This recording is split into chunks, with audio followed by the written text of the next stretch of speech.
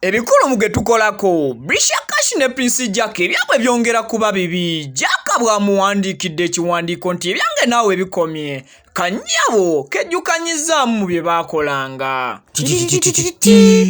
Derrick ne Muna omukwano gwongera batta wakati mu kusoomooza Brisher ne Jack mwatweyungako nga mumanyi ebya kapo byangu kati katubalaga omukwano ogwa ddala. Ate y'omuyimbi Eddie Kenzo ayongedde okulumya ba social media inroads bw'akoze ka video akongera okubabobya emitwe agambye ku luno munaamwekuulira mu kiruddu.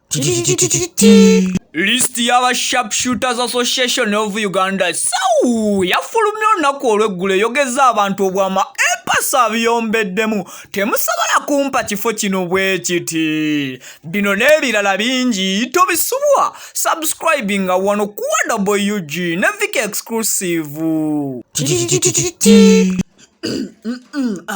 Abaffe mbadde nerabidde okubagamba bw'oba mupya ku WUG ne Viki Exclusive subscribinga nga gwe mulundi gwe ogusoosa okulaba ku YouTube channel eno n'akade okajje mu personalize okateeke mu olo.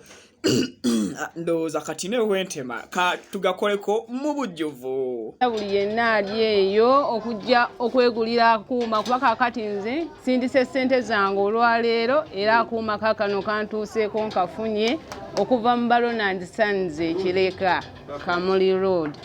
Neera nze natandika okwenogera ssente n'olw'ensonga bakyala bannange mwenna abali eyo muleke kukkiriza COVID batuulako. Njagala mugende musindike busindisi ssente deliverance akuuma nga kakutuukako deliverance y'aba Ronald Sons. Tulina ekika ky'emberenge oba seeds ezisiikibwamu popcorn. Popcorn oyo mulungi, manyisi nti buli popcorn abwatuka. Kati bali antisanizi twasala tuti bakasumazi bafuna obuzibu okufuna ekika ky'emberenge ezizibwatuka obulungi. Kati popcorn oyo wali ku office abwatuka obulungi. Gwe kola order yo eyetaze emberenge ezo ne akuumako tujja tubikutuusaako wona wooli. Ne Ronald Sons Kireka bayiriza kuma akasika popcorn sika masanyalaze weyambisa matuma ndagasigiri.